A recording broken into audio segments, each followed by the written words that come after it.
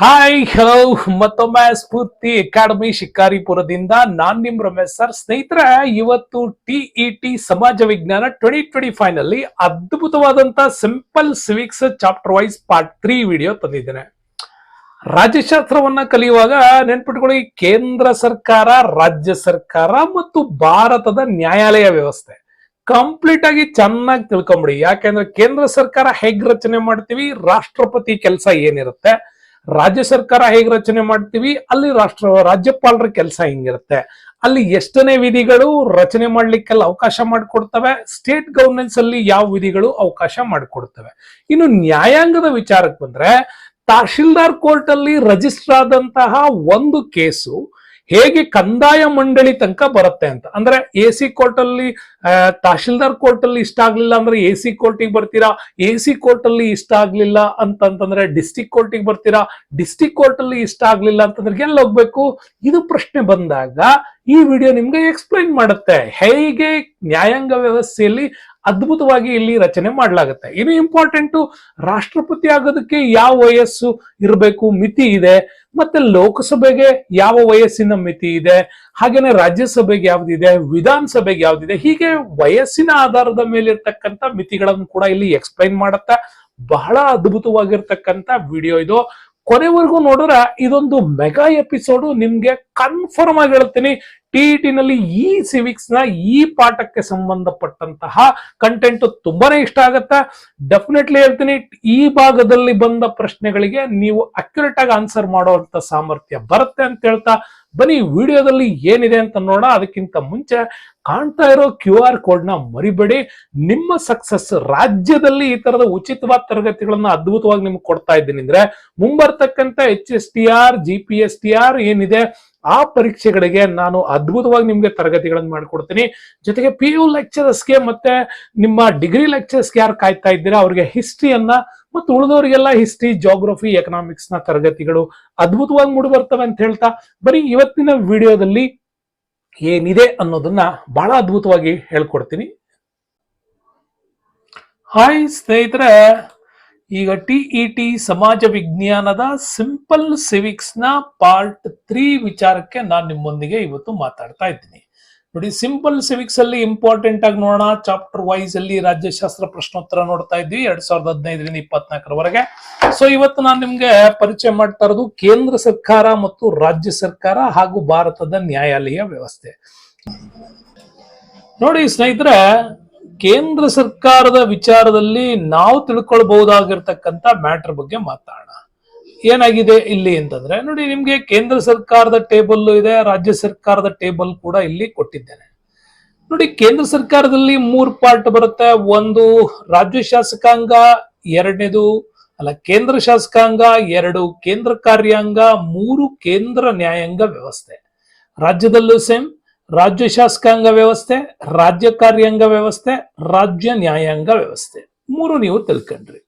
ಹಂಗಾರೆ ರಾಜ್ಯ ಶಾಸಕಾಂಗದಲ್ಲಿ ಏನಿದೆ, ಒಂದು ಲೋಕಸಭೆ ಇದೆ, ಇನ್ನೊಂದು ರಾಜ್ಯಸಭೆ ಇದೆ. ಹೌದಾ?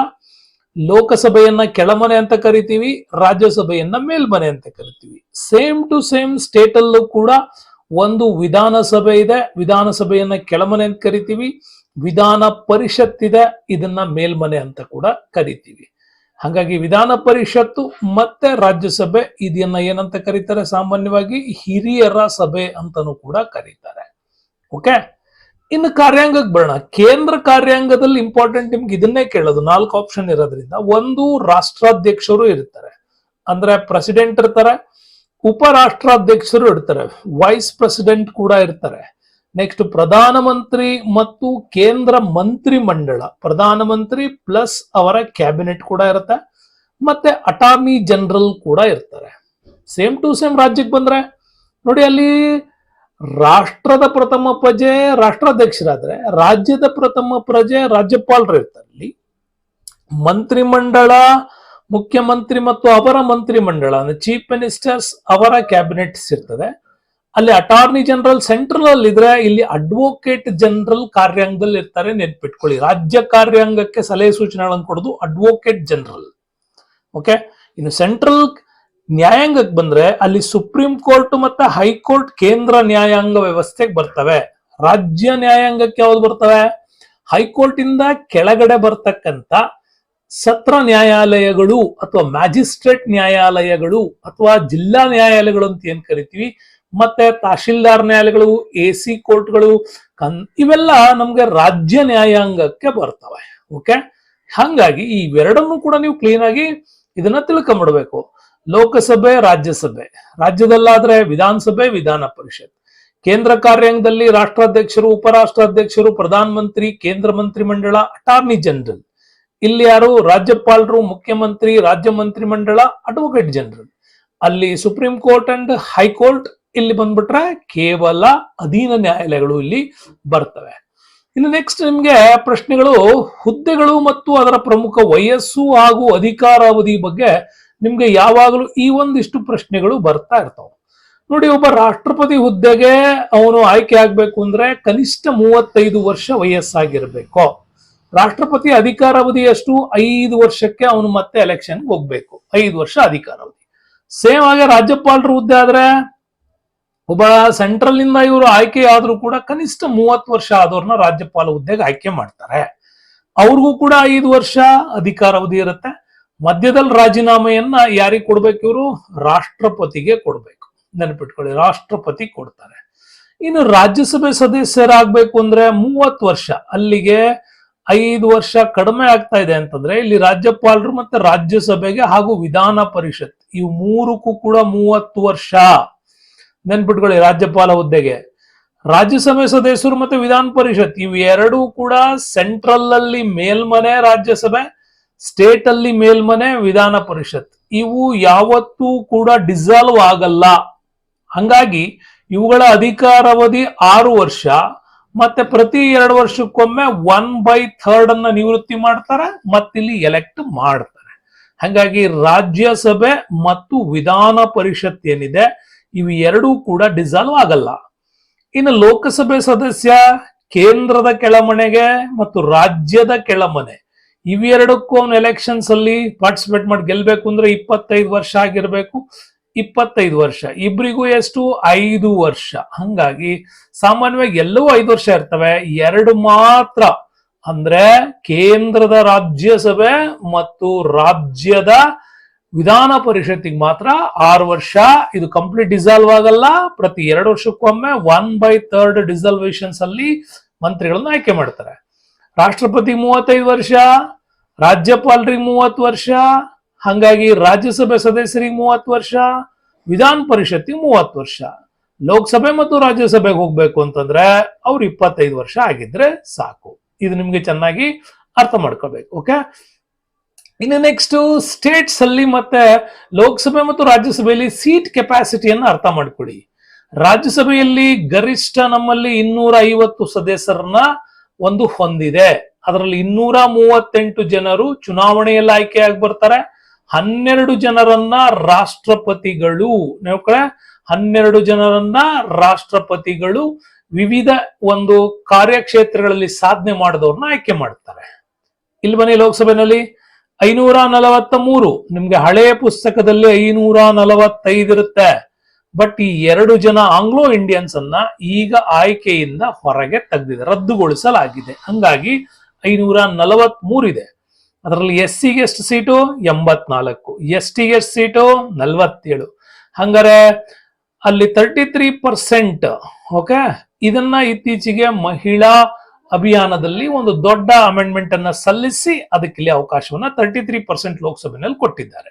ಓಕೆ, ಹಾಗಾಗಿ ವಿರೋಧ ಪಕ್ಷ ಆಗ್ಬೇಕು ಅಂದ್ರೆ ಒಂದು ಪಕ್ಷ ಎಷ್ಟು ಪರ್ಸೆಂಟೇಜ್ ಗಳಿಸ್ಬೇಕು ಅಂದ್ರೆ ಒಟ್ಟು ಸೀಟ್ನ 10% ಅನ್ನ ಗಳಿಸಿದ್ದಾರೆ. 10% ಅನ್ನ ಗಳಿಸಿದ್ದಾರೆ ಅದು ವಿರೋಧ ಪಕ್ಷವಾಗಿ ಕಾರ್ಯವನ್ನ ನಿರ್ವಹಿಸಬಹುದು. ಅಧಿಕಾರಾವಧಿ ಇಲ್ಲಿ ರಾಜ್ಯಸಭೆಯಲ್ಲಿ ನೋಡ್ಬೋದು ನೀವು. ಇದು 6 ವರ್ಷ ಹೇಳಿದೆ ನಿಮ್ಗೆ, ಯಾಕೆಂದ್ರೆ ಡಿಸಾಲ್ವ್ ಆಗಲ್ಲ ಇದು, ಹಾಗಾಗಿ ಹಾಗೆ ಕರೀಲಾಗತ್ತೆ.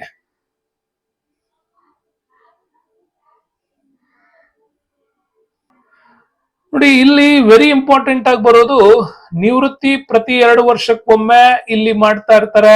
ಹಂಗಾಗಿ ಇವ್ರು ಏನ್ ಮಾಡ್ತಾರೆ, ಇಲ್ಲಿ 1/3 ಸೀಟನ್ನ ಇಲ್ಲಿ ನಿವೃತ್ತಿ ಮಾಡ್ತಾ ಇರ್ತಾರೆ. ಅಧ್ಯಕ್ಷರು ರಾಜ್ಯಸಭೆಗೆ ಯಾರು? ಉಪರಾಷ್ಟ್ರಪತಿ. ಇಲ್ಲಿ ಯಾರು ಲೋಕಸಭೆಗೆ ಸ್ಪೀಕರ್. ಹೀಗೆ ಇದನ್ನ ಏನ್ ಮಾಡ್ತೀವಿ, ಸ್ಟ್ರಾಟಜಿನಲ್ಲಿ ನೀವು ಇದನ್ನ ಅರ್ಥ ಮಾಡ್ಕೊಳ್ಬೇಕಾಗತ್ತೆ. ಓಕೆ ಸ್ನೇಹಿತರೆ, ಇಲ್ಲಿ ವೆರಿ ಇಂಪಾರ್ಟೆಂಟ್ ಆಗಿ ನೀವು ಇದಕ್ಕೆ ಸಂಬಂಧಪಟ್ಟಂತ ಪ್ರಶ್ನೆಯನ್ನೊಮ್ಮೆ ಗಮನಿಸಿ. ಏನ್ ಪ್ರಶ್ನೆ ಕೇಳಿದ್ದಾರೆ ಅನ್ನೋದು ಇಂಪಾರ್ಟೆಂಟ್. ಪ್ರಶ್ನೆಯಲ್ಲಿ ನಿಮ್ಗೆ ಇಂಪಾರ್ಟೆಂಟ್ ಆಗಿ ಬಂದಿರೋದು ನೋಡಿ, ಸಂಸತ್ತಿನ ರಚನೆಗೆ ಅವಕಾಶ ಕಲ್ಪಿಸಿರುವ ಸಂವಿಧಾನದ ವಿಧಿ ಕೇಳಿದ್ದಾರೆ. ಸಂವಿಧಾನದ ಆಕ್ಟ್ ಅಲ್ಲಿ 2079 ಏನಿದೆ ನಮ್ಗೆ ಸಂವಿಧಾನ ರಚನೆಗೆ ಅವಕಾಶ ಕೊಟ್ಟಿದೆ. ನೋಡಿ, ಇಂಟ್ರೆಸ್ಟಿಂಗ್ ಕ್ವಶನ್ಸ್ ಇದು ನಿಮಗೆ ಕೇಳಿದ್ದಾರೆ. ಸೇಮ್ ಕ್ವಶನ್ಸ್ ಇಲ್ಲಿ ರಾಜ್ಯಸಭೆಗೆ ರಾಷ್ಟ್ರಪತಿಯವರು ಎಷ್ಟು ಜನರನ್ನ ನಾಮಕರಣ ಮಾಡ್ತಾರೆ ಅಂತ ಕೇಳಿದ್ದಾರೆ. 12 ಜನರನ್ನ ನಾಮಕರಣ ಮಾಡ್ತಾರೆ. ಈಗ ತಾನೇ ನಿಮ್ಗೆ ಅದನ್ನ ನಾನು ಹೇಳಿದೆ ಅಲ್ವಾ, ಎಷ್ಟು ಜನರನ್ನ ನಾಮಕರಣ ಮಾಡ್ತಾರೆ ಏನು ಅನ್ನೋದ್ರ ಬಗ್ಗೆ. ನೋಡಿ, 250 ಜನ ಇರ್ತಾರೆ, ಅದರಲ್ಲಿ 238 ಜನರಿಂದ ಆಯ್ಕೆ ಆಗ್ತಾರೆ. 12 ಜನ ರಾಷ್ಟ್ರಪತಿ ನೇರವಾಗಿ ವಿವಿಧ ಕ್ಷೇತ್ರಗಳಲ್ಲಿದ್ದವ್ರನ್ನ ಆಯ್ಕೆ ಮಾಡ್ತಾರೆ. ಸೊ ನೆಕ್ಸ್ಟ್ ಬೇಡ, ಇತ್ತೀಚೆಗೆ ಹೊಸ ಕಂಟೆಂಟ್ ಇದು. ನೂತನ ಸಂಸತ್ ಭವನ ಜಾರಿಯಲ್ಲಾಯ್ತು. 1927ರಿಂದನೂ ಕೂಡ ನಾವು ಹಳೆಯ ಸಂಸತ್ತಿನಲ್ಲೇ ಎಲ್ಲ ಕಾರ್ಯಚಟುವಟಿಕೆಗಳು ನಡೀತಾ ಇತ್ತು. 2023 ಅಮೃತ ಮಹೋತ್ಸವಕ್ಕೆ 75 ವರ್ಷಗಳು ತುಂಬಿದ್ರಿಂದಾಗಿ ಹೊಸ ಒಂದು ನೂತನ ಸಂಸತ್ ಭವನ ಮಾಡಿದ್ರು. 28/5/2023 ಈ ಸಂಸತ್ ಭವನವನ್ನ ಲೋಕಾರ್ಪಣೆ ಮಾಡಿದ್ದಾರೆ.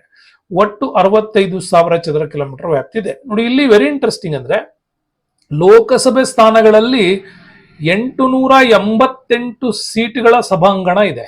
ಯಾಕೆಂದ್ರೆ ಈಗ ಸದ್ಯಕ್ಕೆ ನಮ್ದು 543 ಸೀಟ್ಗಳ ಸಭಾಂಗಣ, 543 ಜನ ಆಯ್ಕೆ ಆಗ್ತಿದ್ದಾರೆ. ಮುಂದೆ ಇದೇನಾದ್ರು 888 ಆದ್ರೆ ಅವಾಗೂ ಕೂಡ ಇದೇ ನಮ್ಗೆ ಬರುತ್ತೆ. ನೋಡಿ, ರಾಜ್ಯಸಭೆನಲ್ಲಿ ನಮ್ಗೆ 250 ಕೆಪಾಸಿಟಿ ಇದೆ, ಆದ್ರೆ ಇಲ್ಲಿ ಕಟ್ಟಿರೋದು 384 ಸೀಟ್ಗಳ ರಾಜ್ಯಸಭಾ ಸಭಾಂಗಣ ನಮ್ಮಲ್ಲಿದೆ. ಮತ್ತೆ ಇದು ಪರಿಸರ ಸ್ನೇಹಿ ಮತ್ತೆ ದಿವ್ಯಾಂಗ ಸ್ನೇಹಿ ಅಂತ ಕರಿತೀವಿ. ಅಂದ್ರೆ ಫಿಸಿಕಲಿ ಹ್ಯಾಂಡಿಕ್ಯಾಪ್ಡ್ಗಳು ಏನಾದ್ರು ಇದ್ರೆ ಅವರು ಕೂಡ ಇಲ್ಲಿ ಆರಾಮಾಗಿ ಹೋಗ್ಬೋದು. ಮತ್ತೆ ಅತ್ಯಾಧುನಿಕ ಸೌಲಭ್ಯವುಳ್ಳ ಸಭಾಂಗಣವನ್ನ ಕಟ್ಟಲಾಗಿದೆ, ಅದು ನಿಮ್ಗೆ ಗೊತ್ತಿರಲಿ. ನೆಕ್ಸ್ಟ್ ರಾಷ್ಟ್ರಾಧ್ಯಕ್ಷರ ವಿಚಾರಕ್ಕೆ ಬಂದ್ರೆ, ರಾಷ್ಟ್ರಾಧ್ಯಕ್ಷರನ್ನ ಆಯ್ಕೆ ಮಾಡಬೇಕು ಅನ್ನೋದು 52ನೇ ವಿಧಿ ನಮ್ಗೆ ಹೇಳ್ಕೊಟ್ಟಿದೆ. ರಾಷ್ಟ್ರಾಧ್ಯಕ್ಷರ ಆಯ್ಕೆ ಆಗ್ಬೇಕು 35 ವರ್ಷ ಆಗಿರ್ಬೇಕು. ಯಾರು ಆಯ್ಕೆ ಮಾಡ್ತಾರೆ ಅದು ನಿಮ್ಗೆ ಇಂಪಾರ್ಟೆಂಟ್. ಇಲ್ಲಿ ಯಾರು ಆಯ್ಕೆ ಮಾಡ್ತಾರೆ, ಲೋಕಸಭೆಯ ಸದಸ್ಯರು ಮತ್ತೆ ವಿಧಾನಸಭೆಯ ಸದಸ್ಯರು ಆಯ್ಕೆ ಮಾಡ್ತಾರೆ. ಬಟ್ ರಾಷ್ಟ್ರಪತಿಯಿಂದ ನೇರವಾಗಿ ಆಯ್ಕೆಯಾದವರಿಗೆ ಪವರ್ಸ್ ಇರೋದಿಲ್ಲ, ನೆನಪಿಟ್ಕೊಳ್ಳಿ. ಹಾಗಾಗಿ ಸಂವಿಧಾನದ ಮುಖ್ಯಸ್ಥರು ರಾಷ್ಟ್ರಪತಿ. ಈಗ ಅಧಿಕಾರಗಳೇನು, ಸಂವಿಧಾನದ ಮುಖ್ಯಸ್ಥರವರು, ರಾಷ್ಟ್ರದ ಪ್ರಥಮ ಪ್ರಜೆ ಅವರೇನೆ, ರಾಷ್ಟ್ರದ ಮುಖ್ಯಸ್ಥರು ಅವರೇನೆ, ಕಾರ್ಯಾಂಗದ ಮುಖ್ಯಸ್ಥರು ಅವರೇ ಆಗಿರ್ತಾರೆ. 3 ಸೇನಾಪಡೆಗಳ ಮಹಾದಂಡ ನಾಯಕರು ಅವರೇ. 3 ಸೇನೆ ಅಂದ್ರೆ ಭೂಸೇನೆ, ವಾಯುಸೇನೆ, ನೌಕಾಸೇನೆಗೂ. ರಾಷ್ಟ್ರದ ಸಮಸ್ತ ಅಧಿಕಾರ ಎಲ್ಲ ಇವರಿಗೆ ಸೇರಿದ್ದು. ಸರ್ವೋನ್ನತ ಸ್ಥಾನವನ್ನ ಇವರು ಹೊಂದಿರತಕ್ಕಂಥದ್ದು. ಅಧಿಕಾರಾವಧಿ 5 ವರ್ಷ. ಹಾಗೆ ಚುನಾವಣೆ ಮಾಡೋಕೆ ವಿಧಿ ಹೇಳುತ್ತೆ 54, 55, 54, 55 ಇದೆ. ರಾಷ್ಟ್ರಪತಿ ಏನಾದ್ರೂ ರಾಷ್ಟ್ರ ದ್ರೋಹಿ ಚಟುವಟಿಕೆಗಳಲ್ಲಿ ಅವರು ತೊಡಗಿದ್ರೆ ಅವ್ರನ್ನ ಮಹಾಭಿಯೋಗ ಮೂಲಕ ವಾಪಸ್ ಕರ್ಸ್ಕೊಳ್ಳೋಕೆ ಅವಕಾಶ ಇದೆ. ಅದು 61ನೇ ವಿಧಿ ಪ್ರಕಾರ ಅವ್ರನ್ನ ಡಿಸಾಲ್ವ್ ಮಾಡೋದಕ್ಕೆ ಅವಕಾಶ ಇದೆ. ಹೆಂಗ್ ಡಿಸಾಲ್ವ್ ಮಾಡ್ತಾರೆ ಅದು ಕೂಡ ಪ್ರೋಸೆಸ್ ಗೊತ್ತಿರಬೇಕು. ಡಿಸಾಲ್ವ್ ಮಾಡಕ್ಕೆ 61ನೇ ವಿಧಿ ಏನ್ ಹೇಳುತ್ತೆ ಅದು ಇಂಪಾರ್ಟೆಂಟ್. ನೋಡಿ, ಮಹಾಭಿಯೋಗದಲ್ಲಿ ಅವರು ಸಂಸತ್ತಿನ ಅಥವಾ ದೇಶಕ್ಕೆ ಯಾವ್ದಾದ್ರು ರೀತಿಯಲ್ಲಿ ತೊಂದರೆ ಮಾಡಿದ್ರೆ ಅವ್ರನ್ನ ಪದಚ್ಯುತಿಗೊಳಿಸೋದಕ್ಕೆ ಅಧಿಕಾರ ಇದೆ. ಪದಚ್ಯುತಿಗೊಳಿಸಬೇಕು ಅಂತಂದ್ರೆ ಏನೋ, ಅವರಿಗೆ ಆರೋಪ ಪಟ್ಟಿಯು ಅಂತಹ ಸದನದ ಒಟ್ಟು ಸದಸ್ಯರ 4ನೇ 1 ಪೈಕಿ ಅಂದ್ರೆ 1/4% ಸದಸ್ಯರ ಸಹಿ ಅದರಲ್ಲಿ ಇರಬೇಕು ಆರೋಪ ಪಟ್ಟಿಯಲ್ಲಿ.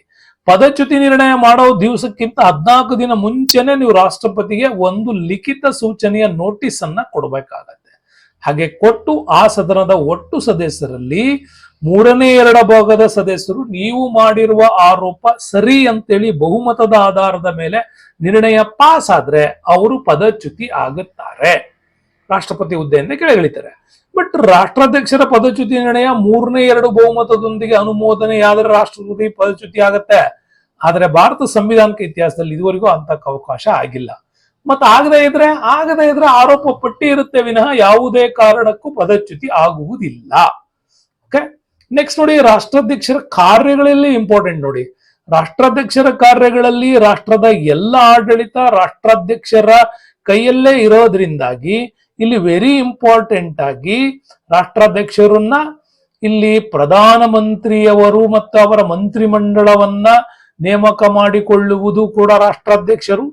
ಆಮೇಲೆ ಅಟಾರ್ನಿ ಜನರಲ್, ಮಹಾಲೇಖಪಾಲರು, ಲೆಕ್ಕ ನಿಯಂತ್ರಕರು ಅಂದ್ರೆ auditor general, attorney general, auditor general, ಮತ್ತೆ ಸರ್ವೋಚ್ಚ ನ್ಯಾಯಾಲಯದ ನ್ಯಾಯಾಧೀಶರು, ಕೊಲಿಜಿಯನ್ ಸಿಸ್ಟಮ್ಸ್ ಅಲ್ಲಿ ಆಯ್ಕೆ ಮಾಡೋದು, ಉಚ್ಚ ನ್ಯಾಯಾಲಯದ ನ್ಯಾಯಾಧೀಶರು, ಕೇಂದ್ರ ಹಣಕಾಸು ಆಯೋಗದ ಅಧ್ಯಕ್ಷರು, ಕೇಂದ್ರ ಲೋಕಸೇವಾ ಆಯೋಗ UPSC ಅಧ್ಯಕ್ಷರು ಸದಸ್ಯರು, ಮುಖ್ಯ ಚುನಾವಣಾ ಆಯುಕ್ತರು, ಇತರ ಚುನಾವಣಾ ಆಯುಕ್ತರು, ರಾಷ್ಟ್ರ ರಕ್ಷಣಾ ಪಡೆಗಳ ಮುಖ್ಯಸ್ಥರು ಮತ್ತೆ ರಾಯಭಾರಿಗಳು, ಇವ್ರನ್ನೆಲ್ಲ ಸಂವಿಧಾನಾತ್ಮಕವಾಗಿ ನೇಮಿಸುವ ಮತ್ತು ಸಂವಿಧಾನಾತ್ಮಕವಾಗಿ ಪದಚ್ಯುತಿಗೊಳಿಸುವ ಅಧಿಕಾರ ರಾಷ್ಟ್ರಾಧ್ಯಕ್ಷರಿಗಿದೆ. ಇದು ನಿಮ್ಗೆ ಚೆನ್ನಾಗಿ ಗೊತ್ತಿರಬೇಕು ನೋಡಿ. ಅದಕ್ಕೆ ಸಂಬಂಧಪಟ್ಟಂಗೆ ಒಂದು ಪ್ರಶ್ನೆ ಏನ್ ಕೇಳಿದಾರೆ, 2020ರಲ್ಲಿ ಸಂವಿಧಾನದ ವಿಧಿ 315 ಅಡಿಯಲ್ಲಿ ಸ್ಥಾಪಿತವಾದ ಸಂವಿಧಾನಾತ್ಮಕ ಆಯೋಗ ಯಾವುದು ಅಂತ ಕೇಳಿದ್ದಾರೆ.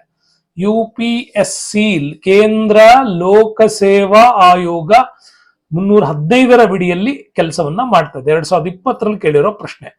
ನೆಕ್ಸ್ಟ್ ನೋಡಿ, ಹಣಕಾಸಿನ ಅಧಿಕಾರಗಳಿಗೆ ಬಂದ್ರೆ ರಾಷ್ಟ್ರಪತಿಯವರ ಹಣಕಾಸಿನ ಅಧಿಕಾರದಲ್ಲಿ ಇವರ ಅನುಮತಿಯನ್ನು ಪಡೆಯದೆ ಲೋಕಸಭೆಯಲ್ಲಿ ಮಂಡಿಸುವಂತಿಲ್ಲ. ಇದು ಕರೆಕ್ಟ್ ನೆನಪಿರ್ಲಿ. ಆದ್ರೆ ಹಣಕಾಸಿನ ಒಂದು ಮಸೂದೆ ಕೇವಲ ರಾಜ್ಯಸಭೆಯಲ್ಲಿ ಮಾತ್ರ, ಲೋಕಸಭೆಯಲ್ಲಿ ಮಾತ್ರ ಮಂಡಿಸ್ತಾರೆ, ರಾಜ್ಯಸಭೆಯಲ್ಲಿ ಅದನ್ನ ಮಂಡಿಸುವುದಿಲ್ಲ. ಕೇಂದ್ರ ಹಣಕಾಸು ಆಯೋಗದ ವರದಿ, ಮಹಾಲೇಖಪಾಲರು, ಲೆಕ್ಕ ನಿಯಂತ್ರಣ ವರದಿ, ಇದನ್ನೆಲ್ಲ ಸಂಸತ್ತಿನಲ್ಲಿ ಚರ್ಚಿಸಿ ರಾಷ್ಟ್ರಾಧ್ಯಕ್ಷರು ಶಿಫಾರಸ್ ಮಾಡ್ತಾರೆ.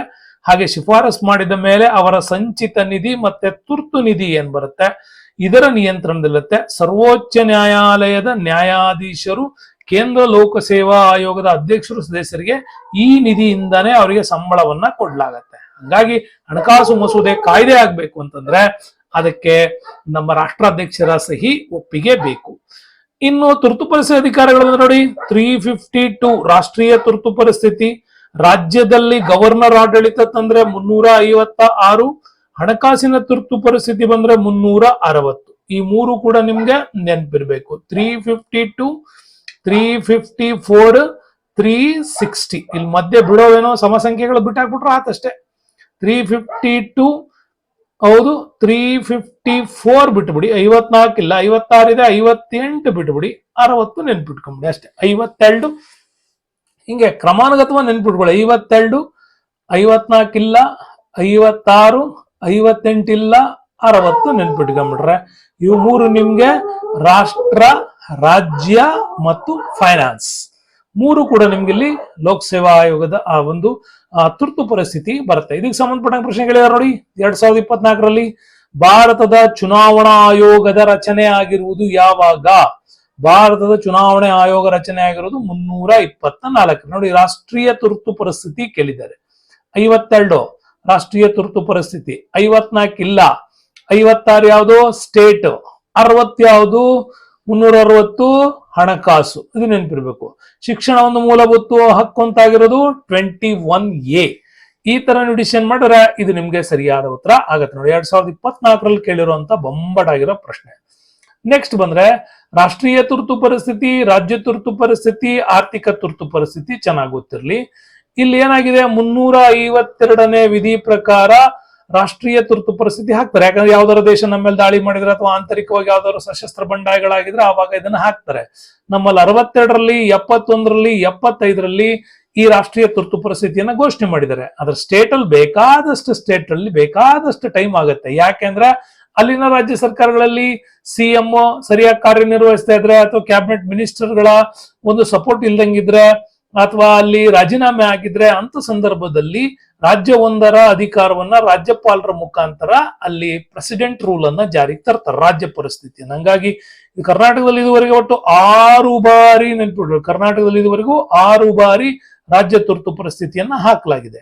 ಮತ್ತೆ ಫೈನಾನ್ಸ್ ಅಂತ ಬಂದ್ರೆ ನೋಡಿ, 360ರ ದೇಶದ ಆರ್ಥಿಕತೆಯಲ್ಲಿ ಅಸ್ಥಿರತೆ ಉಂಟಾದ್ರೆ ಕಂಡು ಬಂದ್ರೆ ಕೇಂದ್ರ ಮಂತ್ರಿಮಂಡಲ ಸಲಹೆ ಮೇರೆಗೆ 360ರ ವಿಧಿ ಅನ್ವಯ ರಾಷ್ಟ್ರಾಧ್ಯಕ್ಷರು ಆರ್ಥಿಕ ತುರ್ತು ಪರಿಸ್ಥಿತಿಯನ್ನ ಘೋಷಣೆ ಮಾಡ್ತಾರೆ. ನೋಡಿ, ಇದುವರೆಗೂ ನಮ್ಮ ದೇಶದಲ್ಲಿ ಇದು ಆಗಿಲ್ಲ. ಇದು ಕೂಡ ನಿಮ್ಗೆ ಪಾಯಿಂಟ್ ಆಗಿಲ್ಲ, ಪಾಯಿಂಟ್ ಇದು ನೋಡಿ. ಇದಕ್ಕೆ ಸಂಬಂಧಪಟ್ಟಂಗೆ ಪ್ರಶ್ನೆ ಕೇಳಿದಾರೆ ಇಲ್ಲಿ. 2021ರಲ್ಲಿ ರಾಷ್ಟ್ರೀಯ ತುರ್ತು ಪರಿಸ್ಥಿತಿಯನ್ನು ಜಾರಿಗೊಳಿಸಲು ರಾಷ್ಟ್ರಪತಿಯವರು ನೀಡಿರುವ ಅಧಿಕಾರ ನೋಡಿ.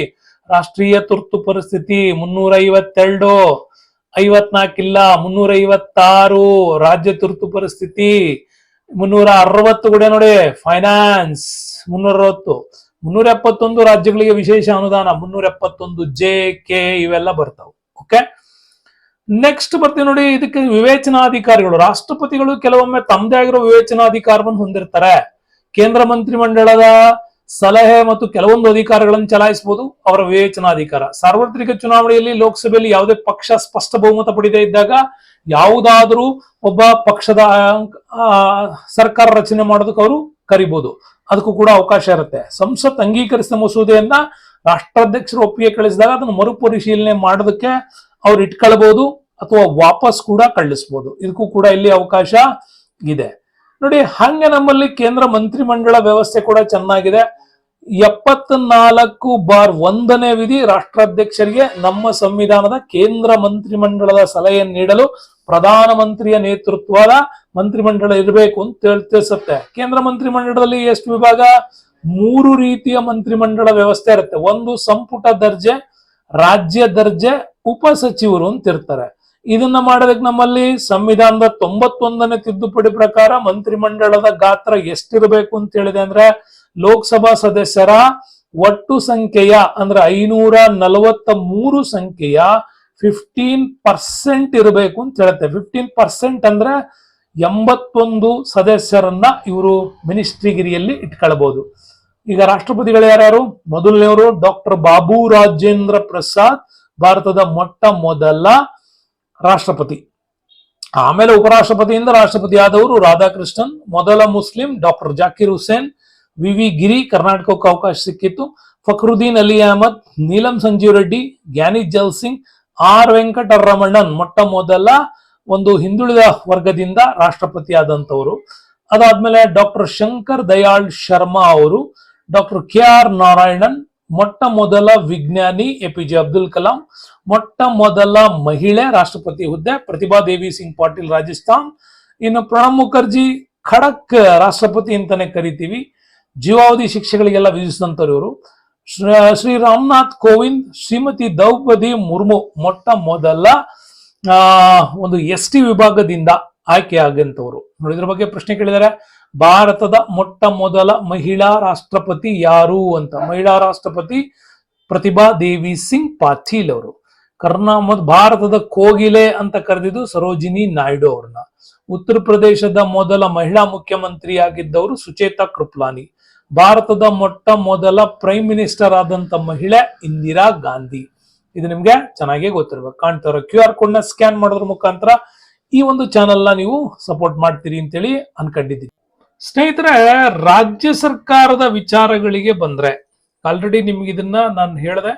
ರಾಜ್ಯ ಸರ್ಕಾರದ ವ್ಯವಸ್ಥೆಯಲ್ಲಿ ವೆರಿ ಇಂಪಾರ್ಟೆಂಟ್ ಆಗಿ ನಮ್ಗೆ ಕಾಣ್ತಕ್ಕಂಥದ್ದು ರಾಜ್ಯ ಶಾಸಕಾಂಗ, ರಾಜ್ಯ ಕಾರ್ಯಾಂಗ, ರಾಜ್ಯ ನ್ಯಾಯಾಂಗ, ಹಾಗೇನೆ ಲೋಕಸಭೆ ರಾಜ್ಯಸಭೆ ಇರುತ್ತಲ್ಲ, ಹಂಗೆ ವಿಧಾನಸಭೆ, ವಿಧಾನ ಪರಿಷತ್, ಅಲ್ಲಿ ರಾಷ್ಟ್ರಪತಿ, ಇಲ್ಲಿ ರಾಜ್ಯಪಾಲರು, ಅಲ್ಲಿ ಪ್ರೈಮ್ ಮಿನಿಸ್ಟರ್, ಇಲ್ಲಿ ಚೀಫ್ ಮಿನಿಸ್ಟರ್ ಮತ್ತು ಅವರ ಮಂತ್ರಿಮಂಡಲ, ಅಲ್ಲಿ ಅಟಾರ್ನಿ ಜನರಲ್, ಇಲ್ಲಿ ಅಡ್ವೊಕೇಟ್ ಜನರಲ್, ಇಲ್ಲಿ ಕೆಳಗಡೆ ಅಧೀನ ನ್ಯಾಯಾಲಯಗಳು, ಅಲ್ಲಿ ಸುಪ್ರೀಂ ಕೋರ್ಟ್ ಮತ್ತೆ ಹೈಕೋರ್ಟ್ ಇರ್ತದಲ್ವಾ.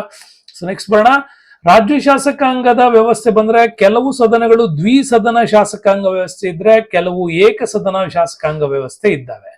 ದ್ವಿಸದನ ಶಾಸಕಾಂಗ ವ್ಯವಸ್ಥೆ ಕೆಲವು ರಾಜ್ಯಗಳಲ್ಲಿ ಮಾತ್ರ ಅಸ್ತಿತ್ವದಲ್ಲಿದೆ. ಓಕೆ, ಎಲ್ಲಾ ಕಡೆ ಇದು ಅಸ್ತಿತ್ವದಲ್ಲಿ ಇಲ್ಲ, ಎಲ್ಲಾ ಕಡೆಗಳಲ್ಲೂ ಇದು ಅಸ್ತಿತ್ವದಲ್ಲಿ ಇಲ್ಲ. ನೋಡಿ, ದ್ವಿಸದನ ಶಾಸಕಾಂಗ ಇರುವಂತವು ಯಾವ್ಯಾವು? ಆಂಧ್ರ ಪ್ರದೇಶ, ಬಿಹಾರ, ಕರ್ನಾಟಕ, ಮಹಾರಾಷ್ಟ್ರ, ತೆಲಂಗಾಣ, ಉತ್ತರ ಪ್ರದೇಶ. ಒಟ್ಟು 6 ರಾಜ್ಯಗಳಲ್ಲಿ ಈ ಒಂದು ದ್ವಿಸದನ ಶಾಸಕಾಂಗ ವ್ಯವಸ್ಥೆ ಇದೆ. ಅಂದ್ರೆ ಮೇಲ್ಮನೆ ಮತ್ತು ಕೆಳಮನೆ, ವಿಧಾನಸಭೆ, ವಿಧಾನ ಪರಿಷತ್ ಇರುತ್ತೆ. ಉಳಿದ ರಾಜ್ಯಗಳಲ್ಲಿ ಮಾತ್ರ ಏಕಸದನ ಶಾಸಕಾಂಗ ವ್ಯವಸ್ಥೆ ಇರುತ್ತೆ. ಇನ್ನು ರಾಜ್ಯ ಸರ್ಕಾರಕ್ಕೆ ಬಂದ್ರೆ, ರಾಜ್ಯ ಸರ್ಕಾರದ ಕಂಡೀಷನ್ ಸೆಂಟ್ರಲ್ ಅಲ್ಲಿ ಏನಿದೆ? ಒಂದು ರಾಜ್ಯದಲ್ಲಿ 500ಕ್ಕಿಂತ ಹೆಚ್ಚಿರಬಾರದು, ಸದಸ್ಯರ ಸಂಖ್ಯೆ 60ಕ್ಕಿಂತ ಕಡಿಮೆ ಇರಬಾರದು ಅಂತಿದೆ. ಬಟ್ ಇಲ್ಲಿ ಕೆಲವು ಕಡೆ ಈ ರೂಲ್ ಫಾಲೋ ಆಗಿಲ್ಲ. 60ಕ್ಕಿಂತ ಕಡಿಮೆ ಇದೆಯಲ್ಲ, ಈ ರೂಲ್ ಫಾಲೋ ಆಗಲ್ಲ. ಕರ್ನಾಟಕದಲ್ಲೇ ಬಂದ್ರೆ 16ನೇ ಲೋಕಸಭೆ ವಿಧಾನಸಭೆ ಇದೆ, ಇಲ್ಲಿ 224. ಹಳೆ ಬುಕ್ಕಲ್ಲಿ ನಿಮ್ಗೆ 225 ಅಂತ ಇರುತ್ತೆ. ಯಾಕಂದ್ರೆ ಒಂದು ಆಂಗ್ಲೋ ಇಂಡಿಯನ್ ಅನ್ನ ನಮ್ಮಲ್ಲಿ ತೆಗೆದಾಕಿದ್ದಾರೆ, ಹಂಗಾಗಿ ಅದು ಇಲ್ಲ. ಅಂದ್ರೆ 2020 104ನೇ ತಿದ್ದುಪಡಿ ಪ್ರಕಾರ ಆಂಗ್ಲೋ ಇಂಡಿಯನ್ ಆಯ್ಕೆ ಇಲ್ಲ. ಸೆಂಟ್ರಲ್ ಅಲ್ಲಿ ಇಬ್ರು ಇರ್ತಾ ಇದ್ರು, ಅದು ಇಲ್ಲ. ರಾಜ್ಯದಲ್ಲಿ ಒಬ್ರು ಇರ್ತಾ ಇದ್ರು, ಅದು ಇಲ್ಲ. ಹಂಗಾಗಿ 224. ಇಲ್ಲಿ ಪರಿಶಿಷ್ಟ ಜಾತಿ ಕರ್ನಾಟಕದಲ್ಲಿ 36 ಜನ, ಪರಿಶಿಷ್ಟ ಪಂಗಡ 15 ಜನ. ಮತ್ತೆ ನೆಕ್ಸ್ಟ್ ಇಂದ ನಮ್ಮಲ್ಲಿ ಏನ್ ಮಾಡ್ತೀವಿ, 106 ನಾರಿ ಶಕ್ತಿ ವಂದನಾ ಅಧಿನಿಯಂ ತಿದ್ದುಪಡಿ ಪ್ರಕಾರ ಇಲ್ಲಿ 33% ಮಹಿಳೆಯರಿಗೆ ಮೀಸಲಾತಿಯನ್ನ ಕೊಡಬೇಕು. ಅದು ಕೂಡ ಜಾರಿಗೆ ಬರುತ್ತೆ. ಸೊ ನೆಕ್ಸ್ಟ್ ಬಂದ್ರೆ ನಮ್ಮಲ್ಲಿ ವಿಧಾನ ಪರಿಷತ್ತಲ್ಲಿ 75 ಜನ ಸದಸ್ಯರು, ಅಂದ್ರೆ ಟೋಟಲ್ 224ರ 1/3 ಭಾಗದ ಸದಸ್ಯರ ಸಂಖ್ಯೆ ಇರಬೇಕು. ಹಂಗಾಗಿ 75 ಇದೆ. ಬಟ್ ವಿಧಾನಸಭೆಗೆ 25 ವರ್ಷ, ಇಲ್ಲಿ ವಿಧಾನ ಪರಿಷತ್ ಬರಬೇಕು ಅಂದ್ರೆ 30 ವರ್ಷ. ಇದು ಡಿಸಾಲ್ವ್ ಆಗಲ್ಲ, ಹಂಗಾಗಿ 6 ವರ್ಷ. ಶಾಶ್ವತ ಸಭೆ ಇದು ಡಿಸಾಲ್ವ್ ಆಗತ್ತೆ 5 ವರ್ಷ. ಅಲ್ಲಿ ಸ್ಪೀಕರ್ ಅಧ್ಯಕ್ಷರಾಗಿರ್ತಾರೆ. ಇಲ್ಲಿ ಬಂದ್ರೆ 2 ವರ್ಷಕ್ಕೊಮ್ಮೆ 1/3 ಭಾಗದ ಸದಸ್ಯರು ಹೋಗೋದ್ರಿಂದ ಇಲ್ಲಿ ಇದು ಶಾಶ್ವತ ಸದನವಾಗಿ ಉಳ್ಕೊಳತ್ತೆ. ಇಲ್ಲಿ ಮುಖ್ಯಸ್ಥರು, ಸಭಾಧ್ಯಕ್ಷರು, ಉಪಸಭಾಪತಿ ಕೂಡ ಇಲ್ಲಿ ಇರ್ತಾರೆ. ಇನ್ನು ನಮ್ಮಲ್ಲಿ ರಾಜ್ಯ ಶಾಸಕಾಂಗದಲ್ಲಿ ಇರ್ತಕ್ಕಂತ ಒಂದು ಪ್ರಮುಖ ಕಾರ್ಯಗಳನ್ನು ನೀವು ನೋಡೋದಾದ್ರೆ, ಸಾಮಾನ್ಯ ಮಸೂದೆಯನ್ನ ವಿಧಾನಮಂಡಲದ ಯಾವುದೇ ಸದನದಲ್ಲಾದ್ರೂ ಮಂಡಿಸಬಹುದು. ಮತ್ತೆ ಅನುಮೋದಿಸಲ್ಪಟ್ಟಂತವನ್ನ ವಿಧಾನ ಪರಿಷತ್ನ ಅನುಮೋದನೆ ಕಳಿಸಬಹುದು. ಜನರಲ್ ಅಮೆಂಡ್ಮೆಂಟ್ ಗಳನ್ನ ಕಳಿಸಬಹುದು. ಓಕೆ. ಆದರೆ ವಿಧಾನ ಪರಿಷತ್ ಇಲ್ಲಿ ಏನ್ ಮಾಡ್ಬೇಕು, ಕಂಡೀಷನ್ ಇದೆ ನೋಡಿ, 3 ತಿಂಗಳ ಒಳಗಾಗಿ ತಿದ್ದುಪಡಿಯೊಂದಿಗೆ, 3 ತಿಂಗಳ ಒಳಗಡೆ ನೀವು ಏನಾದ್ರು ಇದನ್ನ ಸ್ವಲ್ಪ ತಿದ್ದುಪಡಿ ಮಾಡಿ ಅಂತ, ಅಥವಾ ತಿದ್ದುಪಡಿ ಇಲ್ಲದೇ ಇದ್ರೆ ಅದರ ಅನುಮೋದನೆಯನ್ನು ನೀಡಿ ಕಳಿಸ್ಬೇಕು. ಅದಕ್ಕೆ ಮ್ಯಾಕ್ಸಿಮಮ್ ಟೈಮು 3 ತಿಂಗಳ ಒಳಗಾಗಿ ಮಸೂದೆಯನ್ನ ವಿಧಾನಸಭೆಗೆ ಹಿಂದಿರುಗಿಸ್ಬೇಕು. ಇಲ್ಲವಾದಲ್ಲಿ ವಿಧಾನಸಭೆ ಏನ್ ಮಾಡುತ್ತೆ, 2ನೇ ಬಾರಿ ಮತ್ತೆ ವಿಧಾನ ಪರಿಷತ್ತಿ ಕಳಿಸುತ್ತೆ. 1ನೇ ಬಾರಿಗೆ ಕ್ಲೋಸ್ ಆಗಲ್ಲ, 2ನೇ ಬಾರಿನೂ ಕಳಿಸುತ್ತೆ. ಈಗ ವಿಧಾನ ಪರಿಷತ್ತಿನ ಅಂಗೀಕಾರವಾಗಿ ಅದನ್ನ ಕಳಿಸ್ತದೆ. ಈ ಸಂದರ್ಭದಲ್ಲಿ ವಿಧಾನ ಪರಿಷತ್ 1 ತಿಂಗಳ ಒಳಗಾಗಿ ಅನುಮೋದನೆಯೊಂದಿಗೆ ಮಸೂದೆಯನ್ನ ವಿಧಾನಸಭೆಗೆ ಹಿಂದಿರುಗಿಸ್ಬೇಕು. ಇಲ್ಲದೆ ಇದ್ರೆ 2 ಸದನಗಳು ಒಪ್ಪಿಗೆ ನೀಡಿದ್ದೇವೆ ಅಂತೇಳಿ ಘೋಷಣೆ ಮಾಡಿ ರಾಜ್ಯಪಾಲರು ಏನ್ ಮಾಡ್ತಾರೆ, ಇದನ್ನ ಅಂಕಿತಕ್ಕೆ ಕಳಿಸ್ತಾರೆ. ಅಂದ್ರೆ ನಮ್ಮ ರಾಜ್ಯ ಶಾಸಕಾಂಗ ವ್ಯವಸ್ಥೆ ರಾಜ್ಯಪಾಲರಿಗೆ ಅದನ್ನ ಕಳಿಸುತ್ತೆ. ಹೀಗೆ ವಿಧಾನ ಪರಿಷತ್ ಒಂದು ಸಾಮಾನ್ಯ ಮಸೂದೆಯನ್ನ 4 ತಿಂಗಳ ಕಾಲ ತಡೆ ಹಿಡಿಯುವ ಅಧಿಕಾರ ಅವರಿಗೆ ಇರುತ್ತೆ ಅಷ್ಟೇ. ನೆಕ್ಸ್ಟ್ ಬಂದ್ರೆ ಹಣಕಾಸಿನ ಅಧಿಕಾರದಲ್ಲಿ ಇಂಪಾರ್ಟೆಂಟ್ ನಿಮ್ಗೆ ಏನಿದೆಯೋ ಅದನ್ನ ನೋಡ್ಕೊಳ್ಳಿ. ಹಣಕಾಸಿನ ಮಸೂದೆ ಸಂವಿಧಾನದ ಪ್ರಕಾರ ಏನಾಗಿದೆ ಅಂತಂದ್ರೆ, ವಿಧಾನಸಭೆಯಲ್ಲಿ ಮಾತ್ರ ಹಣಕಾಸು ಮಸೂದೆಯನ್ನು ಮಂಡಿಸ್ತೀವಿ, ಲೋಕಸಭೆಯಲ್ಲಿ ಮಾತ್ರ ಸೆಂಟ್ರಲ್ ಅಲ್ಲಿ ಮಂಡಿಸ್ತೀವಿ. ಮಂಡಿಸಿರೋ ಮಸೂದೆಯನ್ನ ಅನುಮೋದನೆಗಾಗಿ ಕಳಿಸೋದಕ್ಕಿಂತ ಮುಂಚೆ ರಾಜ್ಯದಲ್ಲಾದ್ರೆ ವಿಧಾನಸಭೆ ವಿಧಾನ ಪರಿಷತ್ತಿ ಕಳಿಸುತ್ತೆ, ಸೆಂಟ್ರಲ್ ಅಲ್ಲಿ ಲೋಕಸಭೆ ರಾಜ್ಯಸಭೆ ಕಳಿಸುತ್ತೆ. ಅವಧಿ ಎಷ್ಟು, 14 ದಿನದೊಳಗಾಗಿ ಒಪ್ಪಿಗೆಯೊಂದಿಗೆ ವಿಧಾನಸಭೆಗೆ ಅದು ಹಿಂದಿರುಗಿಸಬೇಕು. ಇಲ್ಲವಾದ್ರೆ ಇದನ್ನ ಏನ್ ಮಾಡ್ತಾರೆ, ಉಭಯ ಸದನಗಳು ಅನುಮೋದಿಸಿದವೆ ಅಂತ ರಾಜ್ಯಪಾಲರ ಸಹಿಗೆ ಕಳಿಸ್ತಾರೆ. ಹೀಗೆ ವಿಧಾನ ಪರಿಷತ್ ಹಣಕಾಸು ಮಸೂದೆಯನ್ನ ಕೇವಲ 14 ದಿನ ಮಾತ್ರ ಇಡಬಹುದು. ಸಾಮಾನ್ಯ ಮಸೂದೆ ಆದ್ರೆ 4 ತಿಂಗಳು ಇಟ್ಕೋಬಹುದು. ಫಸ್ಟ್ 3+1 ಹಿಂಗ್ ಇಟ್ಕೋಬಹುದು. ಇಲ್ಲಿ 14 ಡೇಸ್ ಮಾತ್ರ ಅವಕಾಶ ಇರುತ್ತೆ. ಇನ್ನು ಚುನಾವಣಾ ಅಧಿಕಾರಗಳು ಸಂಬಂಧಪಟ್ಟಂಗೆ ರಾಜ್ಯ ಸರ್ಕಾರದಲ್ಲಿ ರಾಷ್ಟ್ರಾಧ್ಯಕ್ಷರು, ರಾಜ್ಯಸಭೆಯ ಸದಸ್ಯರು, ಮತ್ತೆ ವಿಧಾನ ಪರಿಷತ್ತಿನ ಸದಸ್ಯರು, ವಿಧಾನಸಭೆಯ ಅಧ್ಯಕ್ಷರು ಏನಿರ್ತಾರಲ್ವಾ, ಆ ವಿಧಾನಸಭಾಧ್ಯಕ್ಷರು ಮತ್ತು ಉಪಸಭಾಧ್ಯಕ್ಷರು ಚುನಾವಣೆ ಮೂಲಕ ಆಯ್ಕೆ ಮಾಡೋಕೆ ವಿಧಾನಸಭೆಗೆ ಅವಕಾಶ ಇದೆ. ಇಲ್ಲಿ ಸಂವಿಧಾನ ತಿದ್ದುಪಡಿ ಮಾಡೋ ಅಧಿಕಾರ ಕೇವಲ ಸಂವಿಧಾನ ತಿದ್ದುಪಡಿ ಮಸೂದೆಗಳಿಗೆ ಕೆಲವು ರಾಜ್ಯಗಳ ಅನುಮೋದನೆ ಕೂಡ ಅಗತ್ಯ ಇರುತ್ತೆ. ಉದಾಹರಣೆಗೆ ಸರಕು ಸೇವಾ ವ್ಯವಸ್ಥೆ GST ಬಂತಲ್ಲ, ವ್ಯಾಟ್ ಅಂತ ತೆಗೆದಾಗ GST ಮಾಡಲ್ಲ, ಅವಾಗ 122ನೇ ಸಂವಿಧಾನ ತಿದ್ದುಪಡಿ ಪ್ರಕಾರ ಮಸೂದೆ 216 ಅದನ್ನ ಮಂಡಿಸಿದ್ರು. ನೋಡಿ, ಇತರೆ ಕಾರ್ಯಗಳಿಗೆ ಬಂದ್ರೆ ರಾಜ್ಯ ಲೋಕ ಸೇವಾ ಆಯೋಗದ ವರದಿ, ರಾಜ್ಯ ಹಿಂದುಳಿದ ಆಯೋಗದ ವರದಿ, ರಾಜ್ಯ ಮಹಿಳಾ ಆಯೋಗದ ವರದಿ, ರಾಜ್ಯದ ಆಯೋಗಗಳ ವರದಿ ವಿಧಾನಸಭೆನಲ್ಲೇ ಇದನ್ನ ಚರ್ಚೆ ಮಾಡ್ತಾರೆ. ಇತರ ಕಾರ್ಯಗಳಿಗೆ ಇಲ್ಲಿ ಅವಕಾಶ ಇದೆ. ಇನ್ನು ಹಾಗೆ ಬಂದ್ರೆ ನಮ್ಗೆ ರಾಜ್ಯ ಕಾರ್ಯಾಂಗ ವ್ಯವಸ್ಥೆಯಲ್ಲಿ ನಮಗೆ ಗೊತ್ತು, ರಾಜ್ಯಪಾಲರು ಇರ್ತಾರೆ, ಮುಖ್ಯಮಂತ್ರಿ ಇರ್ತಾರೆ, ಅವರ ಮಂತ್ರಿಮಂಡಲ ಮತ್ತು ಅಡ್ವೊಕೇಟ್ ಜನರಲ್, ಇವ್ರು 3 ಜನರು ಕೂಡ ಇಲ್ಲಿ ಬರ್ತಾರೆ. ಹಾಗಾಗಿ ಇಲ್ಲಿ ರಾಜ್ಯಪಾಲರು ಸಂವಿಧಾನಾತ್ಮಕ ಮುಖ್ಯಸ್ಥರಾದ್ರೆ ಮುಖ್ಯಮಂತ್ರಿನೊಳಗೊಂಡ ಮಂತ್ರಿಮಂಡಲ ಇಲ್ಲಿ ನೈಜ ಕಾರ್ಯಾಂಗವಾಗಿ ಕೆಲಸ ಮಾಡುತ್ತೆ. ಅದನ್ನ ಚರ್ಚಿಸಿ ರಾಜ್ಯಪಾಲರಿಗೆ ಕಳಿಸ್ತಕ್ಕಂಥದ್ದಿದೆ. ಇನ್ನು ರಾಜ್ಯಪಾಲರಿಗೆ ಬಂದ್ರೆ ಏನ್ ಪವರ್ ಇದೆ, ಅಲ್ಲಿ 35 ವರ್ಷ ಇರುತ್ತೆ. ಕೇಂದ್ರ ಮಂತ್ರಿಮಂಡಲದ ಶಿಫಾರಸ್ನ ಮೇರೆಗೆ ರಾಜ್ಯಪಾಲರನ್ನ ರಾಷ್ಟ್ರಾಧ್ಯಕ್ಷರು ಕಳಿಸಿರ್ತಾರೆ. ಇಲ್ಲಿ ಪ್ರತಿ ರಾಜ್ಯಕ್ಕೂ ಒಬ್ಬೊಬ್ಬ ರಾಜ್ಯಪಾಲರು ಇರ್ತಾರೆ. ಆದ್ರೆ ಕೆಲವು ಕಡೆ ಹಾಗಿರೋದಿಲ್ಲ. 2 ಅಥವಾ ಅದಕ್ಕಿಂತ ಹೆಚ್ಚು ರಾಜ್ಯಗಳಿಗೆ ಒಬ್ಬರೇ ರಾಜ್ಯಪಾಲರು ಇರ್ತಾರೆ. ಅವರ ಅಧಿಕಾರಾವಧಿ 5 ವರ್ಷ ಇರುತ್ತೆ. ಅಂತ ಎಕ್ಸಾಂಪಲ್ಸ್ ಬೇಕು ಅಂತಂದ್ರೆ ನಮ್ಗೆ ಬಹಳ ಕಡೆ ನಮ್ಗದು ಸಿಗತ್ತೆ. ನೋಡಿ, ಕಾರ್ಯಾಂಗೀಯ ಅಧಿಕಾರದಲ್ಲಿ ರಾಜ್ಯ ಕಾರ್ಯಾಂಗದ ಮುಖ್ಯಸ್ಥರು ರಾಜ್ಯಪಾಲರಾಗಿದ್ರೆ ಇಲ್ಲಿ ಮುಖ್ಯಮಂತ್ರಿಯನ್ನ ಮತ್ತು ಅವರ ಮಂತ್ರಿಮಂಡಲವನ್ನ ಸಲಹೆ ಮೇರೆಗೆ ನೇಮಕ ಮಾಡಿಕೊಳ್ತಕ್ಕಂಥ ಅಧಿಕಾರ ಇರುತ್ತೆ. ಜೊತೆಗೆ ಅಲ್ಲಿ UPSC ಇತ್ತಲ್ಲ, ಹಂಗಿಲ್ಲಿ KPSC ಲೋಕಸೇವಾ ಆಯೋಗ ಅಲ್ಲಿ ಸೆಂಟ್ರಲ್ ಇತ್ತು, ಇಲ್ಲಿ ಸ್ಟೇಟ್ ರಾಜ್ಯ ಮಹಿಳಾ ಆಯೋಗ ಮತ್ತು ಸದಸ್ಯರು, ರಾಜ್ಯ ಮಕ್ಕಳ ಹಕ್ಕುಗಳು ಮತ್ತು ರಕ್ಷಣಾ ಆಯೋಗದ ಅಧ್ಯಕ್ಷರು, ರಾಜ್ಯ ಹಿಂದುಳಿದ ವರ್ಗಗಳ ಆಯೋಗ ಇವ್ರನ್ನ ನೇಮಕ ಮಾಡುವಂತದ್ದು. ಮತ್ತೆ ವಿಶ್ವವಿದ್ಯಾನಿಲಯಗಳಿಗೆ ಕುಲಪತಿಗಳಾಗಿದ್ದರೆ ಇವರು ರಾಜ್ಯದ ವಿಶ್ವವಿದ್ಯಾಲಯ ಉಪಕುಲಪತಿಗಳು ಇವರೇ ಆಗಿರ್ತಾರೆ. ಹಂಗಾಗಿ ನಿಮ್ಗೆ ಆ ಎಲ್ಲಾ ಯೂನಿವರ್ಸಿಟಿಗಳಲ್ಲೂ ಉಪಕುಲಪತಿ ಅಂತ ಹಾಕಿರ್ತಾರೆ. ಕುಲಪತಿ ಯಾರಾಗಿರ್ತಾರೆ? ರಾಜ್ಯಪಾಲರೇ ಆಗಿರ್ತಾರೆ. ಹಣಕಾಸಿನ ಕಾರ್ಯಗಳಲ್ಲಿ ರಾಜ್ಯಪಾಲರ ಪೂರ್ವಾನುಮತಿ ಇಲ್ಲದೆ ಹಣಕಾಸು ಮಸೂದೆಯನ್ನು ವಿಧಾನಸಭೆಯಲ್ಲಿ ಮಂಡಿಸುವಂತಿಲ್ಲ. ಇದು ಕೂಡ ನೆನಪಿಲ್ಲಿ. ಸೆಂಟ್ರಲ್ ಆದ್ರೆ ರಾಷ್ಟ್ರಪತಿ ಅನುಮೋದನೆ ಬೇಕು. ರಾಜ್ಯ ಹಣಕಾಸು ಆಯೋಗ, ರಾಜ್ಯ ಯೋಜನಾ ಮಂಡಳಿ ರಚಿಸುವ ಅಧಿಕಾರ ಕೂಡ ಇವರು ಪಡೆದಿರ್ತಾರೆ. ರಾಜ್ಯದ ತುರ್ತು ನಿಧಿಯಿಂದ ಬರ, ಪ್ರವಾಹ, ಭೂಕಂಪ, ಆಕಸ್ಮಿಕ ಘಟನೆ ಇಂಥವುಗಳಿಗೆ ಇಲ್ಲಿ ಸಂಚಿತ ನಿಧಿಯಿಂದ ಹಣವನ್ನ ಬಳಸ್ಕೊಳ್ಳಕ್ ಅವಕಾಶ ಇರತ್ತೆ. ಇನ್ನು ನ್ಯಾಯಾಂಗೀಯ ಅಧಿಕಾರಗಳಲ್ಲೂ ಕೂಡ ರಾಜ್ಯಪಾಲರಿಗೆ ತುಂಬಾ ಒಳ್ಳೆ ಅವಕಾಶಗಳಿದೆ. ಅಪರಾಧ ಮಾಡಿ ಉಚ್ಚ ನ್ಯಾಯಾಲಯಗಳಿಂದ ಶಿಕ್ಷೆಗೆ ಗುರಿಯಾದವರಿಗೆ ಕ್ಷಮಾದಾನ ನೀಡುವ ಪವರ್ ಕೂಡ ರಾಜ್ಯಪಾಲರಿಗಿದೆ. ಜೊತೆಗೆ ಶಿಕ್ಷೆಯನ್ನ ಕಡಿಮೆ ಮಾಡುವ, ಮುಂದೂಡುವ, ಬದಲಾಯಿಸುವ ಅಧಿಕಾರ ಕೂಡ ಇದೆ. ಅವಾಗ ಅದಕ್ಕೆ ಹೆಲ್ಪ್ ಮಾಡೋದು ಯಾರು? ರಾಜ್ಯ ಅಡ್ವೊಕೇಟ್ ಜನರಲ್. ಹಂಗಾಗಿ ಅಡ್ವೊಕೇಟ್ ಜನರಲ್, ಜಿಲ್ಲಾ ನ್ಯಾಯಾಧೀಶರನ್ನ ನೇಮಿಸುವ ಅಧಿಕಾರ ಕೂಡ ರಾಜ್ಯಪಾಲರಿಗೆ ಇರುತ್ತೆ. ಇನ್ನು ವಿವೇಚನಾಧಿಕಾರಗಳಿಗೆ ಬಿಟ್ರೆ ಶಾಸಕಾಂಗ ಅಂಗೀಕರಿಸಿದ ಮಸೂದೆಯನ್ನ ರಾಷ್ಟ್ರಾಧ್ಯಕ್ಷರ ಸಹಿಗೆ ಕಾಯ್ದಿರಿಸುವ ರಾಜ್ಯದಲ್ಲಿ ಸಂವಿಧಾನದ ಬಿಕ್ಕಟ್ಟು, ವೈಫಲ್ಯತೆ ಉಂಟಾದಾಗ, ಇಲ್ಲಿ ಕ್ಯಾಬಿನೆಟ್ ಸರಿಯಾಗಿ ಕೆಲಸ ಮಾಡ್ತಾ ಇಲ್ಲ ಅಂದಾಗ ರಾಷ್ಟ್ರಪತಿಗೆ ವರದಿಯನ್ನು ಕಳಿಸ್ತಾರೆ. ಅದರ ಆಧಾರದ ಮೇಲೆ ರಾಜ್ಯ ವಿಧಾನಸಭೆಯಲ್ಲಿ ರಾಷ್ಟ್ರಪತಿ ಆಡಳಿತ ಜಾರಿ ಬರುತ್ತೆ. ಅಡ್ವೊಕೇಟ್ ಜನರಲ್ ರಾಜ್ಯದ ಅತ್ಯುನ್ನತ ಕಾನೂನು ಸಲಹೆಗಾರ ಆಗಿರ್ತಾರೆ, ನೆನಪಿಟ್ಕೊಳ್ಳಿ. ಇತ್ತೀಚೆಗೆ ನೀವು ನೋಡಿದ್ರಲ್ಲ RSS ವರ್ಸಸ್ ಚಿತ್ತಾಪುರ ಕೇಸ್ ಇತ್ತಲ್ಲ, ಅದರಲ್ಲಿ ಅಡ್ವೊಕೇಟ್ ಜನರಲ್ಗಳೇ ವಾದ ಮಾಡಿದ್ರು ಸರ್ಕಾರದ ಪ್ರಕಾರ. ನೆನ್ಪಿಟ್ಕೊಳ್ಳಿ, ರಾಜ್ಯ ಸರ್ಕಾರ ಪರವಾಗಿ ಅವರೇ ಬರ್ಬೇಕು. ಕರ್ನಾಟಕ ರಾಜ್ಯ ಲೋಕ ಯೋಜನಾ ಮಂಡಳಿ ಈಗ ಚೇಂಜ್ ಆಗಿದೆ, ಕರ್ನಾಟಕ ರಾಜ್ಯ ಪರಿವರ್ತನಾ ಮಂಡಳಿ ಅಂತ ಅದಕ್ಕೆ ಹೆಸರಿಟ್ಟಿದ್ದಾರೆ. ಅದನ್ನ SITK ಅಂತ ಕರಿತೀವಿ, SIT-K ಅಂತ, ಅಂದ್ರೆ state institute for transformation Karnataka ಅಂತ ಮರುನಾಮಕರಣ ಮಾಡಿರೋದು ನಮ್ಗಿಲ್ಲಿ ಗೊತ್ತಾಗ್ತಾ ಇದೆ. ಇನ್ನು ನ್ಯಾಯಾಂಗದ ಅಧಿಕಾರಗಳಲ್ಲಿ ನೀವು ನೋಡೋದಾದ್ರೆ, ಸರ್ವೋಚ್ಚ ನ್ಯಾಯಾಲಯ ಸಂಸತ್ತಿನ ಕಾಯ್ದೆ ಮೂಲಕ ಜನವರಿ 28, 1950 ಅಸ್ತಿತ್ವಕ್ಕೆ ಬಂತು. ಸೊ ಇಲ್ಲಿ ನವದೆಹಲಿಯಲ್ಲಿ ಇದು ಕೇಂದ್ರದಿದೆ.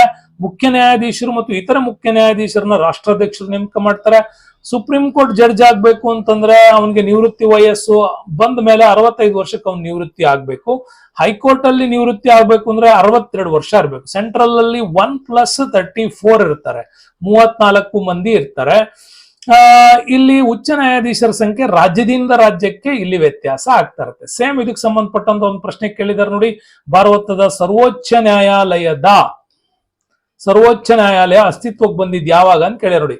ಜನವರಿ 28, 1950. ಈಗ ತಾನೇ ನಿಮ್ಗೆ ಹೇಳ್ದೆ, ಇಲ್ಲಿ ಜನವರಿ 28, 1950 ಅಸ್ತಿತ್ವಕ್ಕೆ ಬಂತು, ನವದೆಹಲಿಯಲ್ಲಿದೆ. ಸೇಮ್ ಕ್ವಶನ್ ಸರ್ವೋಚ್ಚ ನ್ಯಾಯಾಲಯದ ಬಗ್ಗೆ ಕೇಳಿರೋದು. ಮತ್ತೆ ಕೇಳಿದಾರೆ ನೋಡಿ, ಕನಿಷ್ಠ ಕೂಲಿ, ಇಲ್ಲಿ 2024 ಪ್ರಶ್ನೆ. ಕನಿಷ್ಠ ಕೂಲಿ ಕಾಯ್ದೆ 1948 ಜಾರಿಗೆ ಬಂತು. 86ನೇ ತಿದ್ದುಪಡಿ ಮೂಲಕ 11ನೇ ಮೂಲಭೂತ ಕರ್ತವ್ಯಗಳನ್ನು ಸೇರಿಸಲಾಯಿತು. 1973 ಡಿಸೆಂಬರ್ 13 ದೇಯಗಳ ನಿರ್ಣಯವನ್ನ ಮಂಡಿಸಲಾಯಿತು. ಇದು 4ನೇದು ನಾನು ನಿಮ್ಗೆ ತಪ್ಪು ಅಂತ ಹೇಳ್ತೀನಿ. 352ನೇ ವಿಧಿಯು ರಾಜ್ಯ ತುರ್ತು ಪರಿಸ್ಥಿತಿ, 352 ರಾಷ್ಟ್ರೀಯ, ಇದು 356 ರಾಜ್ಯ, 360 ಫಿನಾನ್ಸ್. ಅಲ್ಲಿ D1 ತಪ್ಪು ಅಂತೀನಿ. ಹಂಗಾರೆ ABC ನಲ್ಲಿ 1 ತಪ್ಪಿದೆ. ಯಾವುದು ಅಂತ ನನಗೆ ಕಮೆಂಟ್ ಅಲ್ಲಿ ತಿಳಿಸಿ. 2 ಹೇಳಿಕೆಗಳು ಮಾತ್ರ ಸರಿ ಇದಾವೆ, 1 ತಪ್ಪಿದೆ. ಹಂಗಾರೆ ಯಾವುದು ಅಂತ ಕಮೆಂಟ್ ಅಲ್ಲಿ ತಿಳಿಸ್ಬೇಕು. ಯಾಕಂದ್ರೆ ಇಲ್ಲಿವರೆಗೆ ನೋಡಿರಲ್ಲ ವಿಡಿಯೋ ಗೊತ್ತಾಗಬೇಕಲ್ಲ ನನ್ಗೆ. ಇನ್ನೊಂದು ಪ್ರಶ್ನೆ ಇದೆ ನೋಡಿ, ಈ ಕೆಳಗೆ ನೀಡಿರುವ ಕೆಳಗೆ ರಾಜ್ಯ ಸರ್ಕಾರಕ್ಕೆ ಸಂಬಂಧಿಸಿದಂತೆ ಯಾವುದು ಸರಿ ಅಲ್ಲ ಕೇಳಿರೋದು. ಸರಿ ಅಲ್ಲ ಅಂದ್ರೆ ಇದೇನೆ, ಹಣಕಾಸಿನ ಮಸೂದೆಯನ್ನ ವಿಧಾನ ಪರಿಷತ್ತಿನಲ್ಲಿ ಮಂಡಿಸುವರು. ರಾಜ್ಯದ್ದು ಸೆಂಟ್ರಲ್ ಪರಿಷತ್ತಿನಲ್ಲಿ ಮಂಡಿಸುವರು ಅಂತ ಇದೆಯಲ್ಲ, ಇದು ರಾಂಗ್. ರಾಜ್ಯದ್ದು ಕೇವಲ ವಿಧಾನಸಭೆನಲ್ಲಿ ಮಂಡಿಸ್ತಾರೆ, ಲೋಕಸಭೆನಲ್ಲಿ ಮಾತ್ರ ಸೆಂಟ್ರಲ್ ಅಲ್ಲಿ ಮಂಡಿಸ್ತಾರೆ. ಉಳಿದವೆಲ್ಲ ನೋಡಿ, ರಾಜ್ಯದ ಮುಖ್ಯಮಂತ್ರಿಗಳು ಬಹುಮತ ಪಡೆದ ಪಕ್ಷದ ನಾಯಕನಾಗಿರ್ತಾನೆ, ಇದು ರೈಟ್ ಹೇಳಿಕೆ. ಶಿಕ್ಷಕರ ಕ್ಷೇತ್ರದ ಪ್ರತಿನಿಧಿಗಳು ವಿಧಾನ ಪರಿಷತ್ನ ಸದಸ್ಯರಾಗಿರ್ತಾರೆ, ರೈಟ್. ಸಂವಿಧಾನದ ಬಿಕ್ಕಟ್ಟು ಬಂದಾಗ ರಾಷ್ಟ್ರಪತಿಗೆ ರಾಜ್ಯಪಾಲರು ವರದಿಯನ್ನು ಕಳಿಸ್ತಾರೆ, ಅಲ್ಲಿಂದ ರಾಷ್ಟ್ರಪತಿ ಆಡಳಿತ ಜಾರಿ ಆಗತ್ತೆ. ಓಕೆ. ಇನ್ನು ನ್ಯಾಯಾಂಗ ವ್ಯವಸ್ಥೆಯ ಒಂದು ಸೂಪರ್ ವ್ಯವಸ್ಥೆಯಲ್ಲಿ ನಿಮ್ಗೊಂದು ಕೋಡ್ ಮುಖಾಂತರ ಇದನ್ನ ಹೇಳ್ಕೊಡ್ತೀನಿ ನೋಡಿ. ಹಾಯ್ ಸ್ನೇಹಿತರೆ, ಇದು ಬಹಳ ಮುಖ್ಯವಾಗಿರ್ತಕ್ಕಂಥ ವಿಚಾರ. ನೀವು ನೋಡ್ಬೋದು ಭಾರತದ ನ್ಯಾಯಾಲಯ ವ್ಯವಸ್ಥೆ ಬಗ್ಗೆ. ಆಲ್ರೆಡಿ ನಿಮ್ಗೆ ಈ ನ್ಯಾಯಾಲಯ ವ್ಯವಸ್ಥೆಯಲ್ಲಿ ಅತ್ಯುತ್ತಮವಾದಂತ ವಿಚಾರಗಳನ್ನ ಹೇಳಬೇಕು ಅಂತಂದ್ರೆ ನೋಡಿ, ಕೇಂದ್ರದಲ್ಲಿ ಸುಪ್ರೀಂ ಕೋರ್ಟ್ ಇರುತ್ತೆ, ಅದ್ರ ಕೆಳಗಡೆ ನಮ್ಗೆ ವೆರಿ ಇಂಪಾರ್ಟೆಂಟ್ ರಾಜ್ಯ ಹೈಕೋರ್ಟ್ ಇರ್ತದೆ. ಓಕೆ, ರಾಜ್ಯ ಹೈಕೋರ್ಟ್ನ ಕೆಳಗಡೆ ಜಿಲ್ಲಾ ನ್ಯಾಯಾಲಯ ಇರ್ತವೆ, ತಾಲೂಕು ನ್ಯಾಯಾಲಯಗಳು ಇರ್ತವೆ. ಇಲ್ಲಿ ಇಂಪಾರ್ಟೆಂಟ್ ಏನು ಅಂದ್ರೆ ಜಿಲ್ಲೆಯಲ್ಲಿ ಜಿಲ್ಲಾ ನ್ಯಾಯಾಲಯ ಮತ್ತು ಸೆಷನ್ಸ್ ನ್ಯಾಯಾಲಯ ಅಂತ ಕರಿತೀವಿ.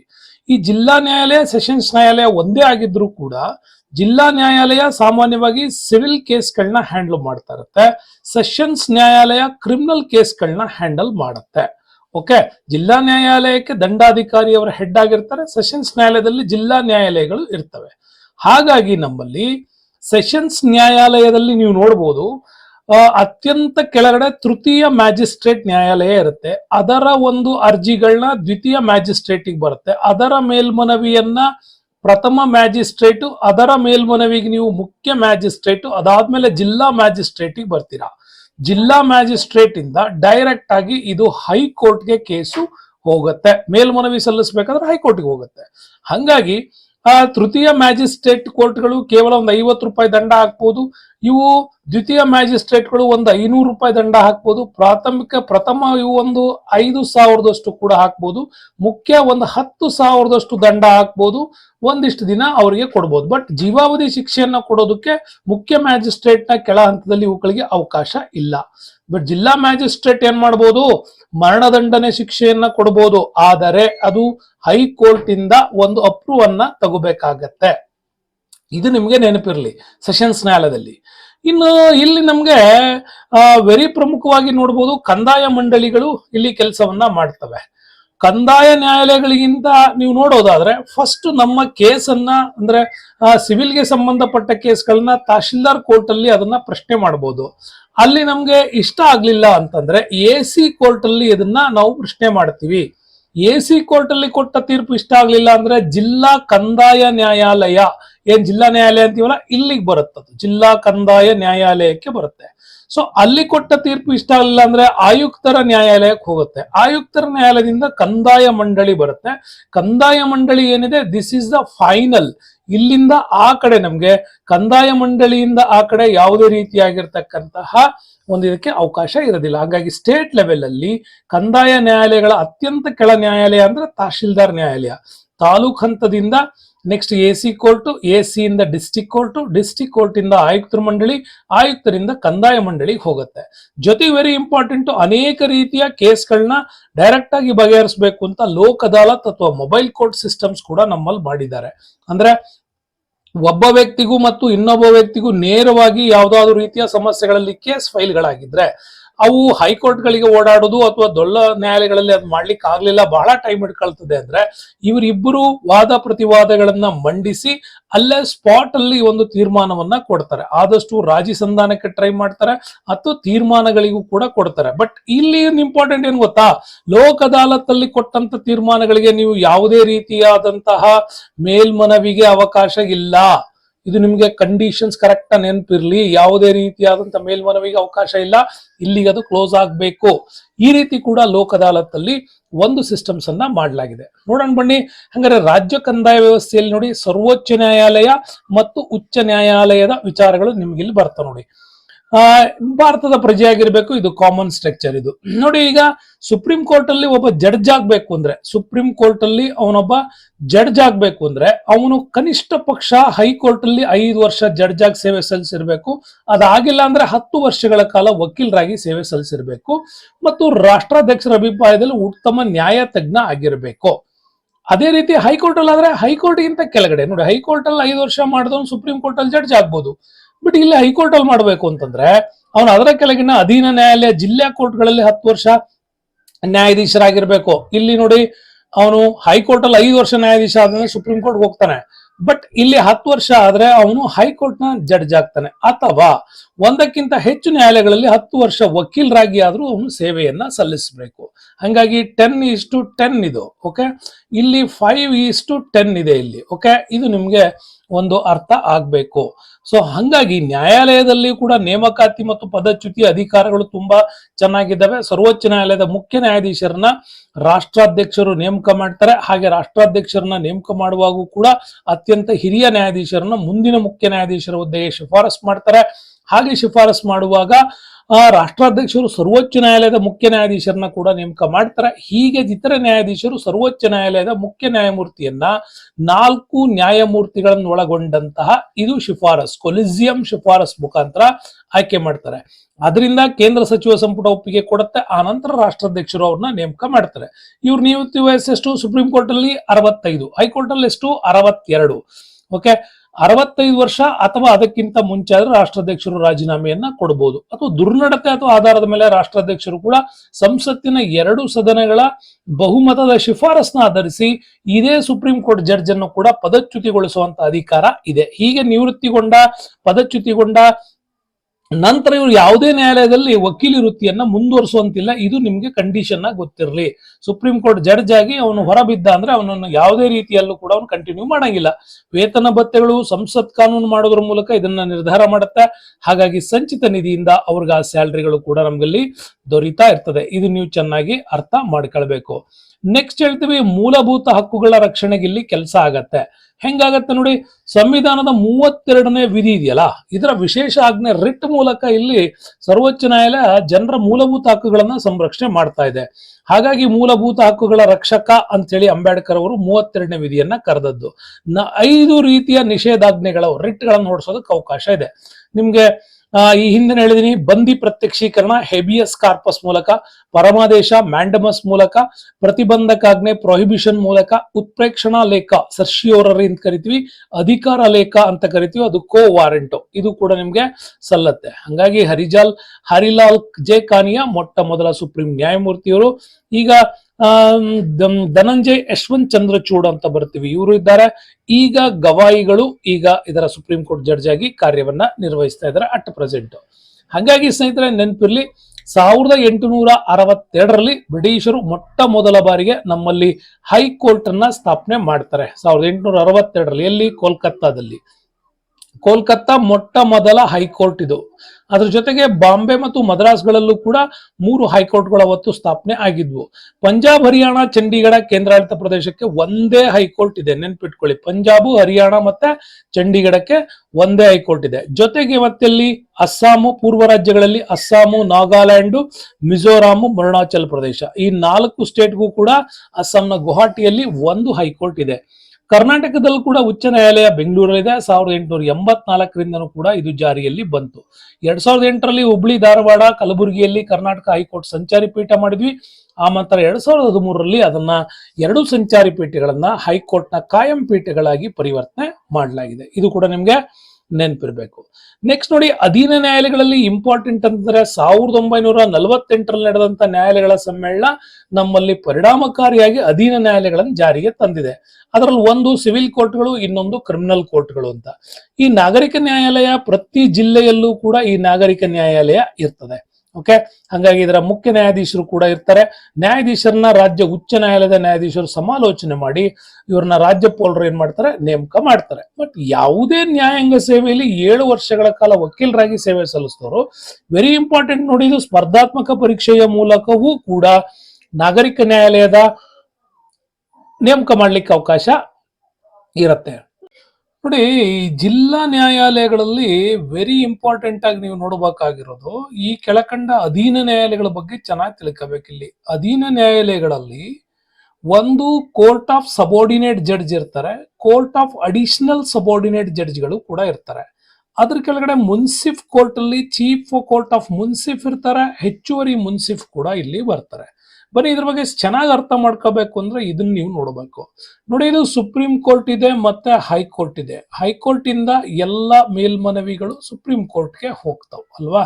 ಆಮೇಲೆ ಸುಪ್ರೀಂ ಕೋರ್ಟ್ ಕೊಟ್ಟಂತ ಕೆಲವು ತೀರ್ಪುಗಳಿಗೆ ರಾಷ್ಟ್ರಪತಿಗಳು ಕೂಡ ಒಂದಿಷ್ಟು ಅವಕಾಶಗಳು ಕೂಡ ಇಲ್ಲಿ ಇದೆ ಮೇಲ್ಮನವಿ ಸಲ್ಲಿಸೋದಕ್ಕೆ. ಬಟ್ ಇಲ್ಲಿ ಇಂಪಾರ್ಟೆಂಟು ನೋಡಿ, ಸಿವಿಲ್ ನ್ಯಾಯಾಲಯಗಳಲ್ಲಿ ಅತ್ಯಂತ ಕೆಳ ಹಂತದ ನ್ಯಾಯಾಲಯ ಅಂದ್ರೆ ತಹಶೀಲ್ದಾರ್ ಕೋರ್ಟ್.